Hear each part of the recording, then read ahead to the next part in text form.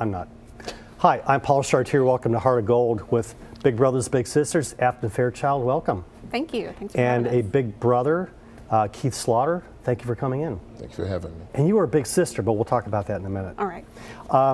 I think people have heard the term Big Brothers Big Sisters, and you've got a lot of great things percolating coming up at the beginning of the year. But talk about what you all do at Big Brothers Big Sisters. Okay, so Big Brothers Big Sisters is a one-to-one mentoring agency where we match littles that are from the ages of 6 to 13 with bigs in our program who are essentially mentors. And we have a variety of programs that they can get involved in, but there are essentially two ways. One is through the school program and another is through our community program. But what they do is they meet with their little a few hours a month, depending on when they arrange it or when they work it out with the teacher. And they do anything from sitting down and working on homework together to just talking to playing board games, going out to eat. Pretty much anything that they can come up with to do together. Basically, the big is just there to be a consistent factor in that little's life because unfortunately a lot of times children don't have that. So It is invigorating to hear about what you all do. Today with kids and technology and the pressures of social media and all that kind of stuff, they get wrapped up into whatever. But to get them linked up with a human being, get them out from doing this and doing this is very important. Keith, you're a big. Yes. How many years have you been a big? Actually going on 10 years. You live in Georgetown. Yes, You work in Richmond. that's correct. When do you have time to be a big?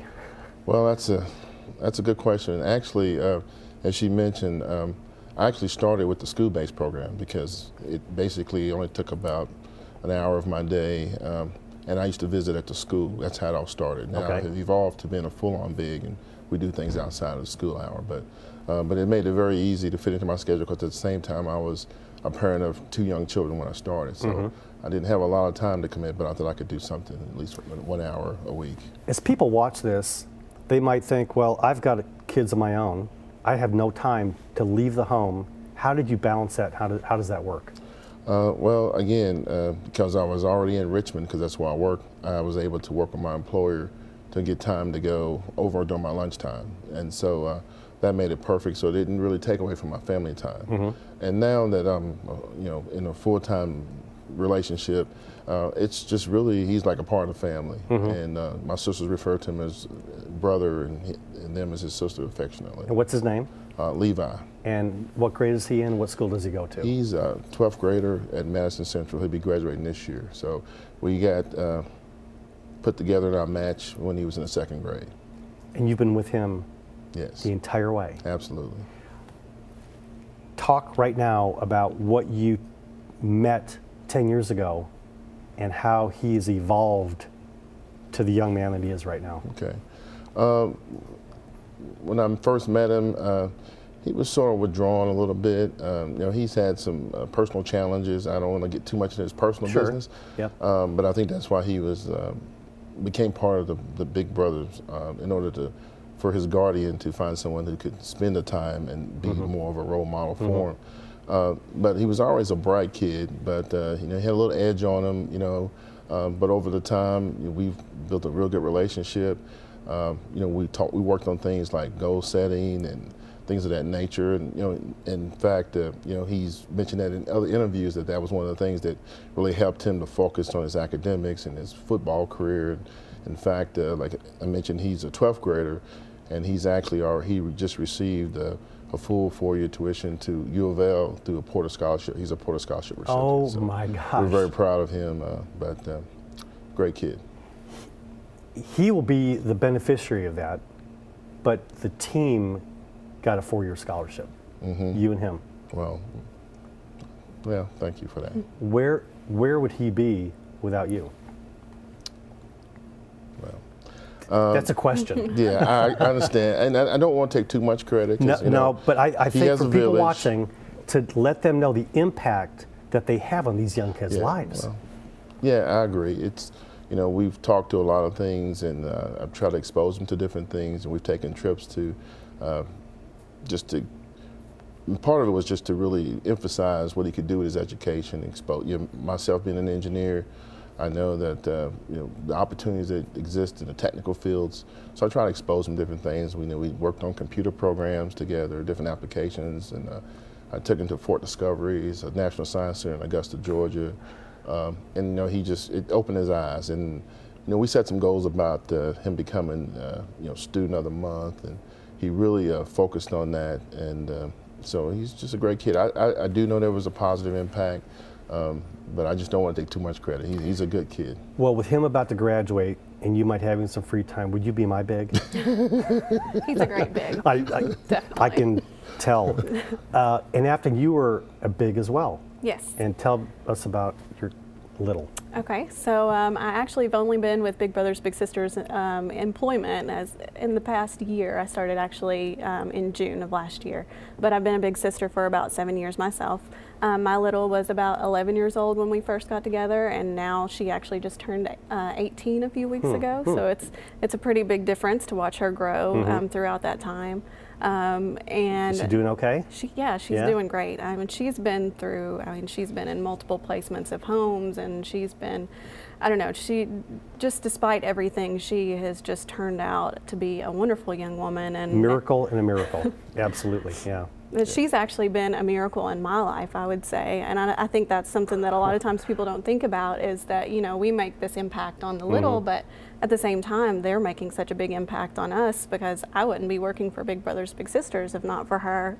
She's just really opened my eyes to just a whole different world that I didn't know about until I met her. So. And you love your job? I love it. It's the best. Before I forget, let's give your website that if people want to know more about how to be a big, or if they know a little, where can they go after them?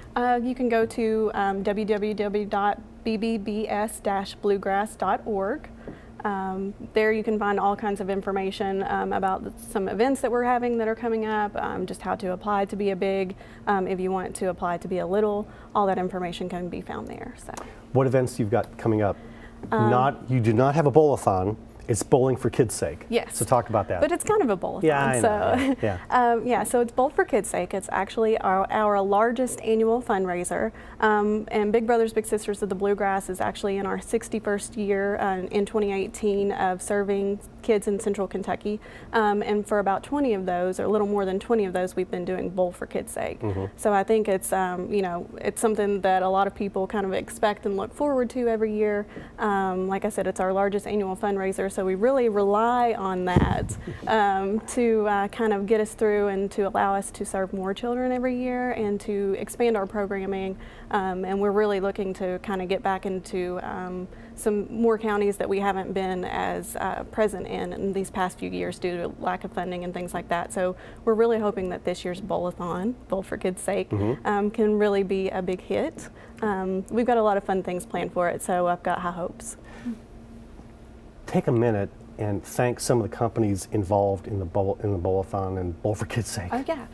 So actually, one of Keith is with Bechtel in Richmond, and they are one of two companies that we have that actually host their own individual bowling events. So outside of our, is that right? Yeah. Absolutely. So outside of our own company or our county bowling events, we have two companies that do the individual bowling Who's the events. Other one? Valvoline is actually the other one. Yep. And both of these two great companies. Yes. Yeah. Both are really, really helpful in just getting our mission out there and raising money for us and just making a lot of fun for their employees. And when you say they host their own event, what does that mean? Yes, so we have 4 bowling events for counties. We have Montgomery, Madison, Boyle, and Fayette counties that host their own bowling events. But outside of that, Bechtel hosts their own bowling event.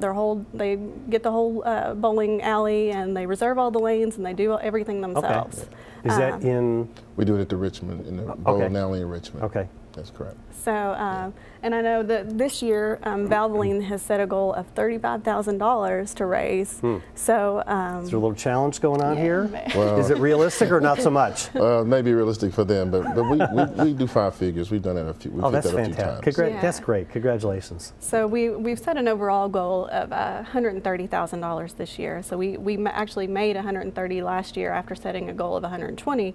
So we're hoping that we can even surpass that goal of $130,000 and just really just blow it out of the water. So. And if companies want to get involved, they can call the phone number, look on the website again? Yes, so if they go to our actual website and they add the extension BFKS 2018, that will take them to our actual Bowl for Kids' Sake page. There they can create a team, they can register as an individual, they can sign up to be a sponsor, and learn about some of the activities that we're going to be having outside of the bowling events, because we're going to try to make it a little different and fun this year. We've got a theme, and we're going to have some... Keep talking about some of the fun events. Okay, so our theme this year is on the big screen. So where we're big brothers, big sisters, we play on the word big quite a bit, but it's all things related to movies. We are going to try to have like a movie showing. We're wanting to have a fun after party. We're encouraging everyone to come dressed as their favorite movie character, just to really dive in and have a lot of fun with the theme. And we're going to have prizes that are related to movies, a big screen TV. Keith is over there. He can't wait. Oh yeah, our employees, they're very competitive. Yes. Absolutely. On some of the various themes in the past, they come in full costumes. They're ready to go. They want to be, the best dressed, the most creative. That's and we great. create some subcategories, and they really go after it. Yeah. So in a a lot of fun fun. way, individuals and companies can get involved and raise a bunch of fun money for something very meaningful, which are these kids in our community that need mentors. Definitely. Absolutely. Yes, and so one of the, like I said, we do this to try to expand some programming. In addition to continuing the programming that we have, we serve about 500 kids across Central Kentucky each year, and we're trying to expand to 600 kids by 2020. So that's a big goal for us. We're actually about to kick off our Men of Color recruitment campaign called Brothers Reaching Back, and that's something that Keith has always actually been a big part of as well. But that's something that the Bowl for Kids' Sake funds will help us kind of continue this mission throughout the year. But essentially what we're trying to do is most of our waiting list consists of boys, about 70% of our waiting list, and that's about 300 kids total on our waiting list.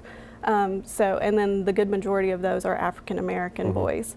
So we are trying to reach out to the African American community and try to get them more involved, and to show them that we want them to be a part of our community or our program, and just kind of reach across the aisle and just try to recruit more men to come and participate and serve as bigs to these kids. Will you send this Facebook link to them, and we'll talk when we're done? Yeah, for sure. We've got a little bit of time, maybe a minute or so. What has been a big meant to you? Well, and after she touched on it earlier, that where I started out thinking I can help this young man, he actually helped me in return. And particularly, as I mentioned earlier, I have 2 daughters, and he's 2 years older than them. So a lot of things that I've encountered, from elementary, middle, and high, kind of gave me a little peep in the window of what to expect. Yes. And so it kind of better prepared me to help them navigate some of the challenges. Yeah. So that was an unexpected benefit. But it's just, he's like the son I never had, and he's just, he's just a great kid. Just watching him grow into a young man, he has a big heart for community as well. He volunteers, working. I think it's called the House of Opportunities and Dreams. I'm a big football fan, so I go to UK games and season tickets, and he has an opportunity to come and sit next to me, but instead he'll work the concession stand in order to help raise money for this, for the hood is what they refer to. But he's just just to watch him grow and have a heart to give back, that's been very rewarding just to watch that. People don't think that the littles, it goes beyond them, but look at the multiple of every little and the impact that you've had on them. Absolutely. Keith Afton, thank you very much. This has been great to have you on. Keep on trucking and hope it's a big year for you. Thank you. I'm Paul Chartier. We'll be right back on Heart of Gold.